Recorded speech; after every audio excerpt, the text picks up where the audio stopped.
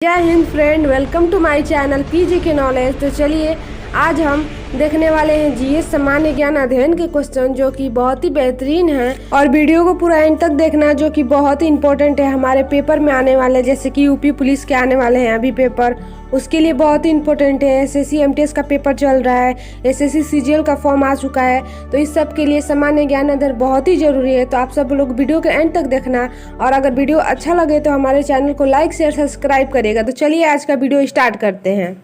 पहला क्वेश्चन है, mount Etna जिसे यूरोप का सबसे सक्रिय ज्वालामुखी माना जाता है वह निम्नलिखित में से किस देश में स्थित है?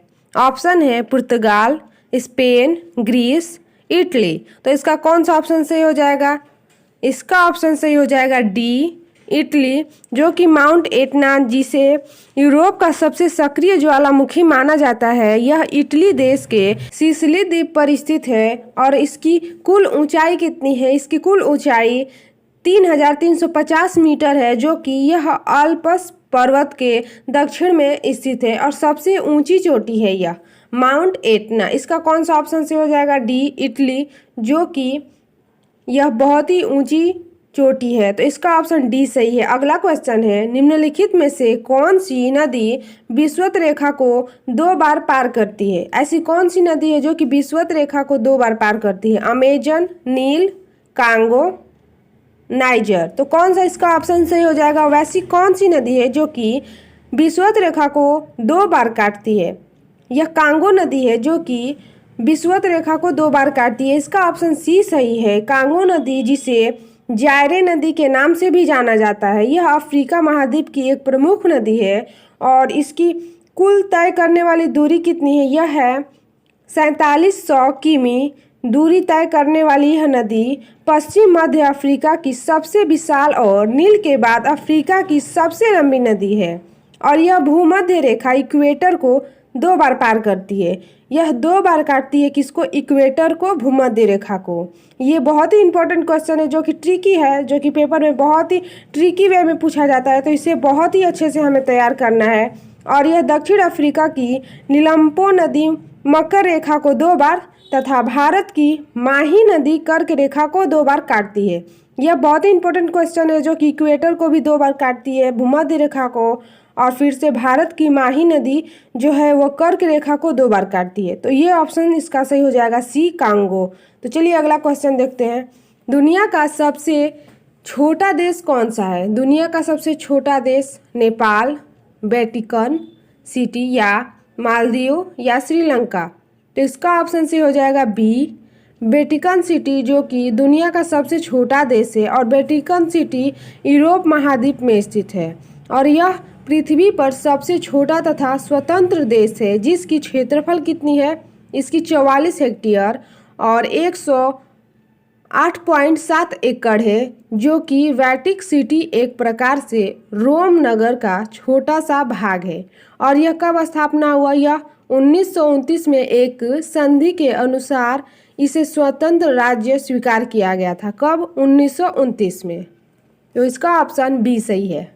अगला क्वेश्चन है, ग्लेशियर एक्सप्रेस निम्नलिखित में से किस देश की प्रसिद्ध रेलगाड़ी है? America, Norway, Bharat, Switzerland. तो इसका कौन सा ऑप्शन सही हो जाएगा? ग्लेशियर एक्सप्रेस निम्नलिखित में से कौन सा देश का प्रसिद्ध रेलगाड़ी है? तो डी ऑप्शन सही हो जाएगा, स्विट्जरलैंड। यह स्विट्जरलैंड का रेलगाड़ी है जो कि बहुत ही प्रसिद्ध है और यह ग्लेशियर एक्सप्रेस स्विट्जरलैंड की प्रसिद्ध रेलगाड़ी है। यह स्वीप आल्प्स के केंद्र में जर्मट और सेंट मॉरिट्ज के 2 प्रमुख पर्वत रिसॉर्ट को जोड़ने वाली एक एक्सप्रेस ट्रेन है। तो इसका ऑप्शन डी सही है, स्विट्जरलैंड। अगला क्वेश्चन है, मैक्सिको की खाड़ी किसके द्वारा अटलांटिक महासागर से जुड़ी हुई है? तो इसका कौन सा ऑप्शन से हो जाएगा? फ्लोरिडा जल संधि, ओटांटो जल संधि, कुक जल संधि या डोवर जल संधि। तो इसका ऑप्शन ए सही हो जाएगा, जो कि फ्लोरिडा जल संधि है। यह फ्लोरिडा जल संधि कहाँ पे है? संयुक्त राज्य अमेरिका के दक्षिण पूर्वी क्षेत्र में स्थित है और यह एक राज्य है। मैक्सिको की खाड़ी फ्लोरिक जल संधि के द्वारा अटलांटिक महासागर से जुड़ी हुई है। तो इसका ऑप्शन ए सही है। अगला क्वेश्चन है, सर्वाधिक वार्षिक वर्षा कहाँ होती है? कैनेडियन शील्ड या अमेजन बेसिन, गंगा बेसिन या साइबेरियाई मैदान। तो कौन सा इसका ऑप्शन से हो जाएगा? इसका ऑप्शन से हो जाएगा बी, अमेजन बेसिन में, जिसमें सर्वाधिक वार्षिक वर्षा होती है। यहाँ पे सर्वाधिक वर्षा होती है और यह सर्वाधिक वर्षा अमेजन बेसिन में होती है। यहाँ औसतम वर्षा वर्ष 200 सेमी होती है। यह बेसिन विषुवत रेखा प्रदेश में पड़ती है, जिसे यहाँ वर्ष भर वर्षा होती रहती है। और इसके अतिरिक्त गंगा बेसिन में औसतन वर्षा 110 सेमी होती है, जबकि कैनेडियन शील्ड और साइबेरियन मैदान में अल्प वर्षा होती है। तो इसका ऑप्शन बी सही है, अमेजन बेसिन। अगला क्वेश्चन है, इनमें से कौन सा महान हिमालय या हिमाद्री में पर्वत शिखर नहीं है? Mount Kanchenjunga, mount Makalu, mount Nagtibba, mount Nanda Devi. इसका कौन सा ऑप्शन सही हो जाएगा? इसका ऑप्शन सही हो जाएगा सी, माउंट नागटिब्बा, जो कि लघु हिमालय की औसतन ऊंचाई 1800 से 4500 किमी तथा चौड़ाई कितनी है? 80 से 100 किमी है। इसकी चौड़ाई 80 से 100 किमी है और इस श्रेणी में पीर पंजाल, धौलाधार, नागटिब्बा एवं महाभारत श्रेणियां शामिल हैं, और जो कि नागटिब्बा लघु हिमालय क्षेत्र की सबसे ऊंची चोटी है और जिसकी ऊंचाई कितनी है? 3032 मीटर है। और इसी श्रेणी में ही शिमला, कुल्लू, मसूरी, मनाली, नैनीताल, रानीखेत, दार्जिलिंग आदि पर्यटन शामिल है, जो कि इसी स्थान पे ये सभी पर्यटन स्थित हैं। जबकि mount Everest, Kanchenjunga, mount Makalu तथा माउंट नंदा देवी महा हिमालय या हिमाद्री हिमालय का भाग है। तो इसका ऑप्शन कौन सा सही हो जाएगा? सी, जो कि माउंट नागटिब्बा है। इसके सभी चोटियाँ और सभी श्रेणियाँ भी यहाँ पे हैं, तो आप सब लोग ध्यान रखिएगा। तो चलिए अगला क्वेश्चन देखते हैं। केरल में स्थित सरोज पर्वत चोटी का नाम बताइए। केरल में स्थित सरोज पर्वत चोटी का नाम क्या है? अगस्त्याय, चेबरा, अनामुडी, बनासुरा। तो इसका कौन सा ऑप्शन सही हो जाएगा? इसका ऑप्शन सही हो जाएगा सी, जो कि अनामुडी चोटी पश्चिमी घाट और दक्षिणी भारत की सबसे ऊंची चोटी है और यह केरल की सरोज पर्वत चोटी है। यह केरल राज्य के इडुक्की और एर्नाकुलम जिले की सीमा पर स्थित है। और यह चोटी कितनी मीटर फीट ऊंची है? यह है 29,505 मीटर, जो कि 8,841 फीट ऊंची है। और अनायमुडी चोटी के दक्षिण में कार्मेमम की पहाड़ियाँ हैं, जो कि इलायची की उत्पादन हेतु प्रसिद्ध है। वहाँ की पहाड़ियाँ इलायची के लिए बहुत ही प्रसिद्ध है। तो इसका ऑप्शन सी सही है, जो कि अनायमुडी है। तो अगला क्वेश्चन है, थोसेघर वाटरफॉल किस राज्य में स्थित है? थोसेघर वाटरफॉल किस राज्य में स्थित है?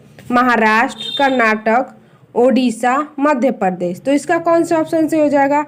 थोसेघर वाटरफॉल कहाँ है? यह महाराष्ट्र में है। इसका ए ऑप्शन सही हो जाएगा, जो कि थोसेघर जलप्रपात भारत के महाराष्ट्र राज्य में स्थित है जलप्रपात। और जबकि दूधसागर जलप्रपात भारत के गोवा राज्य में स्थित है। जोग या गारसोपा जलप्रपात भारत के कर्नाटक राज्य में स्थित है। डुडमा जलप्रपात ओडिशा राज्य में स्थित है। तो ये सभी जलप्रपात के बारे में बता दिए हैं, जो कि बहुत ही इंपॉर्टेंट है। अगला क्वेश्चन देखते हैं। भारत में निम्नलिखित में से किस प्रकार के वन का सबसे बड़ा क्षेत्र है? हिमालयी समशीतोष्ण वन या उप उष्णकटिबंधीय शुष्क सदाबहार वन या उष्णकटिबंधीय नम पर्णपाती वन या उष्णकटिबंधीय गीला सदाबहार वन। तो इसका कौन सा ऑप्शन सही हो जाएगा? इसका ऑप्शन सी सही हो जाएगा, जो कि भारत में उष्णकटिबंधीय शुष्क पर्णपाती वन सर्वाधिक क्षेत्र में पाई जाती हैं, जबकि दूसरे स्थान पर उष्णकटिबंधीय आर्द्रता पर्णपाती वन पाए जाते हैं। तो इसका ऑप्शन सी सही है, उष्णकटिबंधीय नम पर्णपाती वन, जो कि भारत में इस प्रकार के वन का सबसे बड़ा क्षेत्र है। भारत के सकल घरेलू उत्पाद जीडीपी में कृषि योगदान लगभग 10% है। 28, 35, 25, 15। जीडीपी का कृषि में कितना योगदान कितना प्रतिशत है? तो इसका कौन सा ऑप्शन सही हो जाएगा? इसका डी ऑप्शन सही हो जाएगा, जो कि 15% होता है कृषि में योगदान जीडीपी का, जो कि भारत के सकल घरेलू उत्पादन में कृषि का योगदान 15.11%, उद्योग क्षेत्र का 31.12% तथा सेवा क्षेत्र में 53.77% है। जबकि आयोग ने इसका उत्तर 25% माना है, जो कि असत्य है। और इसका सही क्या होगा? 15.11% उद्योग क्षेत्र में यूज किया जाता है, जो कि एग्जैक्ट 15 नहीं है, 15.11% है, जो कि जीडीपी का 15.11% कृषि के लिए योगदान है, कृषि के लिए यूज किया जाता है। तो इसका ऑप्शन सही हो जाएगा डी 15। तो इसका ऑप्शन डी सही है। अगला क्वेश्चन देखते हैं, निम्नलिखित में से किस क्रांति ने तिलहनों के उत्पादन में वृद्धि उत्पन्न की है? हरित क्रांति, श्वेत क्रांति, स्वर्ण क्रांति या पीली क्रांति? तो किस क्रांति के वजह से तिलहनों में उत्पादनों में वृद्धि हुई है? तो इसका कौन सा ऑप्शन सही हो जाएगा? डी ऑप्शन सही हो जाएगा, पीली क्रांति, जिसकी वजह से हरित क्रांति का संबंध खाद्यान्न उत्पादन से, जबकि श्वेत क्रांति दुग्ध उत्पादन से संबंधित है और स्वर्ण क्रांति बागवानी से संबंधित है तथा पीली क्रांति तिलहनों के उत्पादन से संबंधित है। तो सारे क्रांतियों के बारे में हमने जान लिया डिटेल से। अगला देखते हैं, आयात निर्यात एग्जिम बैंक स्थापित हुआ है। आयात निर्यात एग्जिम बैंक कहाँ स्थापित हुआ है, कब स्थापित हुआ है? यह 1958 या 1982 में या 1935 में या 1989 में? इसका कौन सा ऑप्शन सही हो जाएगा?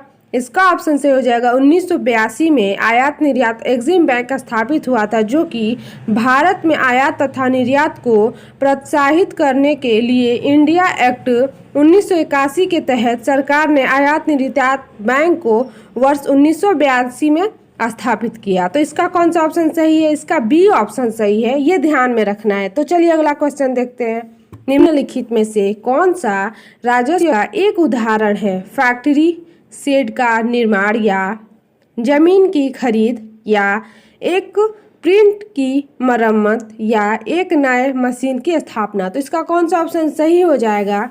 इसका ऑप्शन सही हो जाएगा सी, जो कि सरकार के उन व्यय का राजस्व व्यय के अंतर्गत रखा जाता है जिससे सरकार की न तो उत्पादन क्षमता का विस्तार होता है और न ही भविष्य के लिए अतिरिक्त आय सृजन होता है, जो कि अर्थात राजस्व व्यय की प्राकृतिक गैर विकासात्मक होती हैं, जैसे मशीन में मरम्मत, सरकारी सब्सिडी या राज्य सरकारों को अनुदान तथा सरकारी विभागों पर होने वाले व्यय इत्यादि। तो इसका कौन सा ऑप्शन सही हो जाएगा? सी। इकोनॉमी सर्वे किसके द्वारा प्रकाशित हुआ है? रिजर्व बैंक ऑफ इंडिया या प्लाइंग कम्युनिकेशन या मिनिस्ट्री ऑफ फाइनेंस या इंडियन स्टैटिस्टिकल इंस्टीट्यूट? तो इसका कौन सा ऑप्शन सही हो जाएगा? इसका ऑप्शन सही हो जाएगा सी, जो कि मिनिस्ट्री ऑफ फाइनेंस है। इसका ऑप्शन सी सही है, जो कि आर्थिक समीक्षा वित्त मंत्रालय भारत सरकार का फ्लैगशिप वार्षिक दस्तावेज है, जो कि वित्त मंत्रालय द्वारा प्रवर्तित प्रकाश होती है। अर्थात सक्षम विगत 12 महीने में भारतीय अर्थव्यवस्था के घटनाक्रमों की समीक्षा, प्रमुख विकास कार्यक्रमों के निष्पादन का सार तथा सरकार की नीतिगत पहुंचाए और अल्प मध्यम तथा अर्थव्यवस्था की एक संभव कड़ी है प्रकाश डाली जाती है। तो इसका ऑप्शन सी सही है। तो अगला क्वेश्चन है, आर्द्रता किससे मापी जाती है? आर्द्रता किससे मापी जाती है? हाइड्रोमीटर, बैरोमीटर, हाइग्रोमीटर या थर्मामीटर? तो इसका कौन सा ऑप्शन सही हो जाएगा? इसका ऑप्शन सही हो जाएगा सी, हाइग्रोमीटर, जो कि इसकी सहायता से वायुमंडल में व्याप्त आर्द्रता मापी जाती है। और हाइड्रोमीटर इस उपकरण द्वारा द्रव की अपेक्षिक घनत्व ज्ञात करते हैं। और बैरोमीटर से क्या नापते हैं? यह उपकरण वायुदाब मापने के काम में आता है। थर्मामीटर यह उपकरण ताप को सेल्सियस के मापता है, जो कि थर्मामीटर से हम ताप सेल्सियस को मापते हैं। अगला क्वेश्चन है, निम्नलिखित में से कौन सा उपकरण विद्युत ऊर्जा को यांत्रिक ऊर्जा में परिवर्तित करता है? तो इसका कौन सा ऑप्शन सही होगा? Electrical motor, electrical generator, transformer या दृष्टिकारी। तो इसका कौन सा ऑप्शन सही हो जाएगा? इसका ऑप्शन ए सही होगा, जो कि इलेक्ट्रिकल मोटर है। और यह विद्युत मोटर ऐसी युक्त है जिसके द्वारा विद्युत ऊर्जा को यांत्रिक ऊर्जा में परिवर्तित किया जाता है। इसका उपयोग विद्युत पंखा या कपड़ा धोने की मशीन आदि का उपयोग किया जाता है। इसका ऑप्शन ए सही है। अगला क्वेश्चन है, निम्नलिखित में से कौन सा गुण स्तनधारियों की विशेषता नहीं है? ये गर्म रक्त वाले जीव होते हैं। इनमें त्रिकक्षीय हृदय पाया जाता है। इनकी त्वचा में बालों के साथ साथ पसीने और तेल की ग्रंथियां भी पाई जाती हैं। या अधिकांश स्तनधारी जीवित शिशु पैदा करते हैं। तो इसका कौन सा ऑप्शन सही हो जाएगा? इसका ऑप्शन बी सही होगा। इनमें त्रिकक्षीय हृदय पाया जाता है, जो कि स्तनधारियों की विशेषता नहीं है। स्तनधारी जीवों की प्रमुख विशेषताएं निम्नलिखित हैं, जो कि पहला है, इनमें विकसित स्तन ग्रंथियां पाई जाती हैं तथा पूर्ण विकसित शिशुओं को जन्म देती हैं। और दूसरा है, यह गर्म रक्त वाले जीव होते हैं। अगला क्वेश्चन है, रक्त लाल दिखाई देने का कारण क्या होता है? रक्त लाल दिखाई देने का कारण होता है प्लाज्मा, कतिपय स्राव का होना, लोहिताणु या हीमोग्लोबिन। तो इसका कौन सा ऑप्शन सही हो जाएगा? रक्त लाल दिखाई देने का क्या कारण होता है? इसका ऑप्शन डी सही हो जाएगा। हीमोग्लोबिन के कारण रक्त लाल दिखाई देता है, जो कि हीमोग्लोबिन में हीम नामक रंजक पाया जाता है, जिसके कारण रक्त का रंग लाल होता है। शरीर में हीमोग्लोबिन की कमी के कारण एनीमिया रोग हो सकता है। अतः हम कह सकते हैं कि हीमोग्लोबिन के कारण ही रक्त लाल दिखाई देता है। तो इसका ऑप्शन डी सही है, जो कि लाल रंग हम लोग के ब्लड में, हम लोग के खून में कौन से कलर होते हैं? लाल कलर के होते हैं। लेकिन होते क्यों हैं? वो हीमोग्लोबिन के कारण होते हैं। तो चलिए अगला क्वेश्चन देखते हैं, रक्त का पीएच क्या होता है? रक्त का पीएच मान क्या होता है? 5.4, 6.2, 7.4, 8.7। तो इसका कौन सा ऑप्शन सही हो जाएगा? इसका सी ऑप्शन से हो जाएगा, जो कि 7.4 हमारे रक्त में पीएच मान कितना होता है? 7.4, जो कि रुधिर एक तरल संयोजी उत्तक है जिसकी उत्पत्ति शरीर की मेसोडर्म से होती है। यह एक औसत 70 किलोग्राम, वयस्क में 5 से 6 लीटर रुधिर होते हैं, जो कि शरीर के भार का 7 से 8% तथा आयात के अनुसार 1 से 1/13वां भाग होता है, जो कि इसका पीएच मान 7.4 होता है। इसका ऑप्शन सी सही है। अगला क्वेश्चन है, मनुष्य में कितने जोड़ी स्पाइनल तंत्रिकाएं होती हैं? 30, 31, 37, 40। मनुष्य में कितनी जोड़ियां स्पाइनल तंत्रिकाएं होती हैं? तो इसका ऑप्शन बी सही होगा। 31 जोड़ी होती है, जो कि परिधि तंत्रिका तंत्र मस्तिष्क एवं मेरुरज्जु से निकलने वाली तंत्रिकाओं का बना होता है, जो कि मनुष्य में 12 जोड़ी कपाल एवं 31 जोड़ी मेरुरज्जु या रीढ़ तंत्रिकाएं पाई जाती हैं, जिसे स्पाइनल कोड कहते हैं। Spinal cord. तो इसका ऑप्शन सही हो जाएगा बी, 31 जोड़ी होती हैं। अगला क्वेश्चन है, पीयूष ग्रंथि पाई जाती हैं। पीयूष ग्रंथि कहाँ पाई जाती हैं? हमारे बॉडी में पीयूष ग्रंथि कहाँ उपस्थित होती है? मस्तिष्क के नीचे, मस्तिष्क के ऊपर, या मस्तिष्क के अंदर, या मस्तिष्क के निकट नहीं। तो इसका कौन सा ऑप्शन सही हो जाएगा? इस क्वेश्चन से इतना तो कंफर्म हो गया कि पीयूष ग्रंथि मस्तिष्क के ही अंदर होती है, लेकिन कहाँ होती है? इसका ऑप्शन ए सही हो जाएगा, जो कि मस्तिष्क के नीचे होता है। पीयूष ग्रंथि मस्तिष्क के नीचे पाई जाती है। यह कपाल की स्पेनाइड हड्डी में एक गड्ढे में स्थित होती है। इसमें मास्टर ग्रंथि भी कहते हैं। पीयूष ग्रंथि को हम मास्टर ग्रंथि भी कहते हैं। चिपको आंदोलन संबंधित है। चिपको आंदोलन किससे संबंधित है? पादप संरक्षण से, बाघ परियोजना से, घड़ियाल परियोजना से, या पादप प्रजनन से। तो इसका ऑप्शन ए सही हो जाएगा, जो कि पादप संरचना से चिपको आंदोलन संबंधित है। यह एक पर्यावरण संरक्षण, पादप संरक्षण का आंदोलन था। यह भारत के उत्तराखंड राज्य में किसानों ने वृक्षों की कटाई की विरोध करने के लिए यह आंदोलन तत्कालीन उत्तर प्रदेश में चमोली जिले में सन 1973 में चलाया गया था। तो इसका ए ऑप्शन सही है, चिपको आंदोलन, जो कि पादप संरक्षण से है, जो कि पर्यावरण पेड़ की कटाई से रोकना था। अगला क्वेश्चन है, किस राज्य ने चिड़ियाघरों एवं हिरण उद्यानों में जंगली जानवरों के अधिग्रहण की योजना शुरू की है? झारखंड, हरियाणा, केरल, गोवा। तो इसका ऑप्शन सही हो जाएगा बी, हरियाणा राज्य ने वर्ष 2015 में चिड़ियाघर एवं हिरण उद्यानों में जंगली जानवरों के अधिग्रहणों की योजना शुरू की है। तो इसका ऑप्शन बी सही है, हरियाणा। अगला क्वेश्चन है,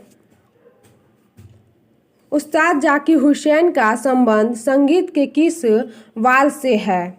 सितार, तबला, सरोद, बांसुरी। तो इसका ऑप्शन बी सही हो जाएगा, इनका संबंध तबला से है, जो कि वाद्ययंत्र वादक हैं, और तबला उस्ताद जाकिर हुसैन है, और सितारा से संबंधित पंडित रविशंकर जी हैं, और सरोद अजमद अली खां से है। अगला क्वेश्चन है, गीत गोविंद पुस्तक के लेखक कौन है? गीत गोविंद पुस्तक के लेखक कौन है? कालिदास, सोमदेव, प्रेमचंद्र, जयदेव। तो इसका कौन सा ऑप्शन सही हो जाएगा? इसका ऑप्शन डी सही हो जाएगा, जयदेव हैं, जो कि गीत गोविंद जयदेव की काव्य रचना है। इसमें श्री कृष्ण की गोपियों के साथ रास लीला, राधा वियोग वर्णन, राधा की सखी द्वारा राधा के विरह का वर्णन हुआ है। तो अगला क्वेश्चन है, उत्तर प्रदेश राज्य का भारत में क्षेत्रफल की दृष्टि से कौन सा स्थान है? उत्तर प्रदेश राज्य का भारत में क्षेत्रफल की दृष्टि से कौन सा स्थान है? पहला, दूसरा, तीसरा, चौथा। तो इसका कौन सा ऑप्शन सही हो जाएगा? इसका ऑप्शन सही हो जाएगा डी, जो कि चौथा है।